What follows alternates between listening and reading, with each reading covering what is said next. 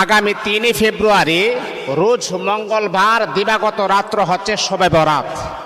এই শবে বরাতের রাত্রিতে কি আমল আপনি করবেন, মা বোনেরা ঘরে যারা আছেন কিভাবে আপনারা নফল নামাজ পড়বেন এবং কি নিয়মে তাসবিহ তাহলিলগুলো আপনি আদায় করবেন, নামাজ যে আপনি পড়বেন কিভাবে আপনি নিয়ত করবেন, আজকের এই ভিডিওতে সম্পূর্ণভাবে আমি আপনাদেরকে জানিয়ে দিব শবে বরাতের রাত্রটা আমরা কিভাবে কাটাবো এবং এর পরের দিন কয়টা রোজা রাখতে হবে এবং শবে বরাতের উসিলাতে কয়টা রোজা রাখতে হবে। আজকে আমি আপনাদেরকে পরিপূর্ণ ডিটেলসটা আমি বলবো ইনশাআল্লাহ। আপনারা মনোযোগ সহকারে শুনবেন, ইনশাআল্লাহ আপনাদের জীবনের অনেক উপকার হবে।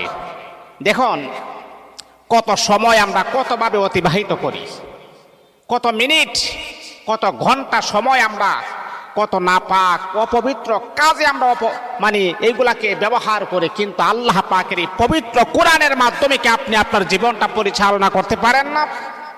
আজকে শবে বরাত, এই যে আগামী ৩ ফেব্রুয়ারি রোজ মঙ্গলবারে যে শবে বরাত, এই রাতটি হচ্ছে একটা গুরুত্বপূর্ণ রাত।